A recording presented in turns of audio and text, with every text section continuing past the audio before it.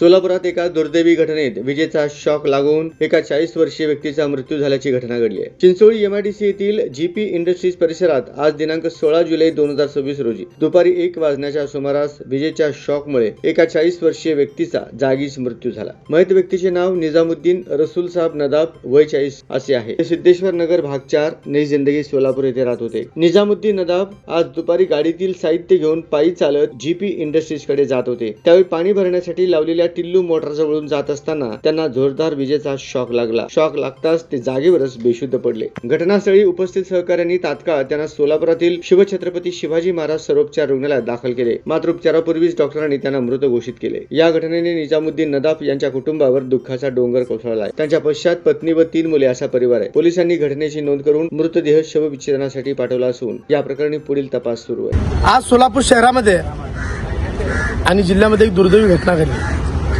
निजामुद्दीन नदाब नावाचा एक युवक जे चिंचोळी एमआयडीसी या ठिकाणी कामाला गेला होता। जेपी नावाची एक कंपनी आहे। त्या कंपनीमध्ये कामाला गेल्यानंतर तिने आणि त्याचा एक भावाचा मुलगा त्या ठिकाणी कामाला गेला आणि त्या ठिकाणी कामाला गेल्यानंतर एका गाडीमध्ये तिथल्या काही कंपनीतलं सामान काढून त्या गाडीमध्ये शिफ्ट करायचं होतं आणि त्या ठिकाणी बघितलं की असुरक्षितपणे एक मोटर जे आपण पाणी ओढण्याची जी मोटर असते ती मोटर होती आणि आजूबाजूला खूप मोठ्या प्रमाणात पाणी जमला होता, चिखल होता।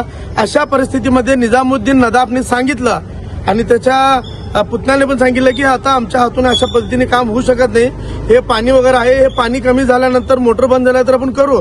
परंतु जेपी कंपनीचा जो मालक आहे त्यांनी त्या मुलाला आणि त्याच्या ज्या माणसाला निजामुद्दीनला आणि त्याच्या भावाच्या मुलाला सांगितलं की आजच्या हे करावंच लागणार, म्हणून त्याला जबरदस्तीने त्या ठिकाणी काम करावं लागला आणि हे काम करत असताना निजामुद्दीन नदाब या युवकाला म्हणजे 40 वर्षाचा अवघ्या त्या युवकाला करंट लागला आणि त्याचा दुर्दैवीपणे मृत्यू झाला। आणि इथंवरच हा विषय संपला नाही।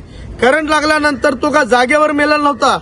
ज्या वेळेस करंट लागल्यानंतर त्या निजामुद्दीनला त्या ठिकाणी कुठल्याही प्रकारचे अँब्युलन्स त्या मालकाने बोलवलं नाही, कुठल्याही प्रकारचा हॉस्पिटलला त्या ठिकाणी नेला नाही आणि त्याच्या संदर्भात कुठलीही सहानुभूती न दाखवता त्या ठिकाणाहून पळ काढण्याचं काम त्या मालकाने केलं। त्या मालकावर गुन्हा दाखल करून त्यांना अटक करावी अशी मागणी असणार आहे। आणि त्याचबरोबर दुसरा आणि बघा, ज्या ठिकाणी तो युवक पडलेला होता त्या ठिकाणी त्याचा जो भावाचा मुलगा होता त्याला गाडी नीट चालवता येत नसताना सुद्धा एखाद्या जनावराला जसं गाडीत घातलं जातं त्या पद्धतीने जनावराला गाडीत घालून त्या युवकाला सिव्हिल हॉस्पिटलमध्ये येईपर्यंत त्या माणसाचा मृत्यू झाल्याचे हॉस्पिटलच्या लोकांनी सांगितलं। आपण एखादा बघितला जर वेळेवर त्याला 108 अँब्युलन्स असेल किंवा आजूबाजूचा चिंचोळी एमआयडीसी मध्ये सुद्धा हॉस्पिटल आहे आणि ज्या ठिकाणाहून तिथपर्यंत सिव्हिलपर्यंत आलं तर 50 हॉस्पिटल त्या ठिकाणी रस्त्यावर आहेत। एकही हॉस्पिटलला घेऊन जाण्याचं काम त्या मालकाने केलं नाही, मालक पळून गेला आणि त्याच्यावर गुन्हा दाखल करावा म्हणून आम्ही या ठिकाणी आलेलो आहे। या ठिकाणी सर्व पक्षाचे मुस्लिम समाजाचे सर्व लोक आहेत। जोपर्यंत संबंधित व्यक्तीवर गुन्हा दाखल होऊन त्याला अटक केली जात नाही तोपर्यंत हा मृतदेह ताब्यात घेणार नाही असा प्रकारचा इशारा संबंधित नातेवाईकांनी दिलेला आहे। तर मी आदरणीय पोलिसांना सांगतो, हे मोहोळ पोलीस स्टेशनची हद्द आहे। आम्हाला कुणाबरोबर कुठल्याही प्रकारचा संघर्ष करायचा नाहीये, पण एकीकडे जर निजामुद्दीन नदाबला न्याय भेटत नसेल तर न्याय कसा मिळवायचा आणि त्याच्यासाठी कुठंपर्यंत लढायचं हे आम्हाला चांगलं माहित आहे। त्याच्यासाठी मोठा संघर्ष करू, आरपारचा संघर्ष करू। जोपर्यंत निजामुद्दीनला न्याय मिळत नाही, संबंधितांवर गुन्हे दाखल होत नाही, तोपर्यंत आम्ही स्वस्थ बसणार। जैसे कि अभी जमीर भाई ने बताया कि निजामुद्दीन नदाब ये अपने 4 चक्की गाड़ी लेकर मटेरियल खाली करने के लिए कोंडी में एक ऑर्डर था, वहां पर गए थे और जब माल खाली करते वक्त पानी और चिकड़ देखने की वजह से उन्होंने इनकार किया काम करने से। लेकिन वहां का जो मालक है जेपी एंटरप्राइजेस या जेपी फैक्ट्री है जो, उसने बोला कि आप माल खाली करो, कुछ प्रॉब्लम नहीं होगा आपको। उसके दौरान करंट लगकर निजामुद्दीन भाई का इंतकाल हो गया नदाब का। तो उसके साथ में जो उनका भतीजा है वो बोल रहा था उनको, मुझे गाड़ी चलानी नहीं आती। वहां पर इंडस्ट्रियल एरिया में गाड़ियां हैं, एम्बुलेंस है और वहां पर हॉस्पिटल भी है।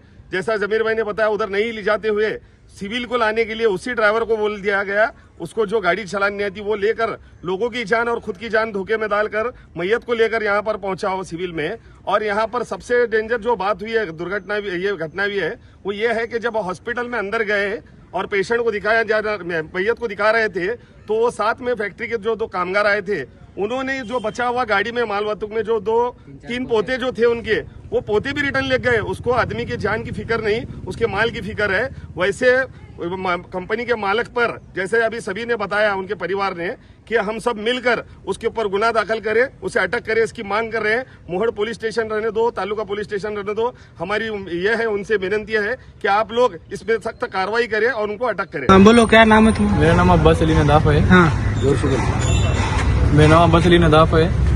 चिंचोली एमआईडीसी में ना माल खाली करने गए थे, हाँ, होते थे स्टार्च के। माल खाली करने गए थे, वहाँ पूरा पानी था। पानी के सब बाजू में मोटर थी। हम वो मालिक को बोले, सेठ यहाँ पानी है, कैसा करंट लगता? नहीं, कुछ नहीं होता, जाओ जाओ बोला वो। हाँ, वो हमारे चाचा जा रहे थे वहाँ, उन्होंने ना उनको करंट बैठा उधर, करंट बैठ गया ना जगह पर ये हुआ है, तो गाड़ी में उठा बोला आप? उसके बाद क्या हुआ? उनको मैं लेकर आया टमटम में कहाँ लेकर आए? एम्बुलेंस बोले थे सिविल को। वो कंपनी का मालक वगैरह कौन नहीं थे क्या साथ में? थे साथ में, वो कुछ भी नहीं कर रहे थे, कामगार थे वो। तो फिर कंपनी के मालक को बोले नहीं तुम ऐसा ऐसा करंट लगा, ये लगा? सब जने सामने थे, वो कंपनी के मालिक भी थे, कुछ भी रिस्पॉन्स नहीं था उनका। हाँ, अच्छा। तो मैं क्या करा उनको जल्दी, मेरे को तुमने गाड़ी चलाने आती थी क्या? मेरे को गाड़ी चलाने नहीं आती थी, मैं कैसे लेगा? मेरे को कच्चा पक्का चलाता हूँ। आगे रास्ते तक लाया। कितने बजे हुई घटना ये?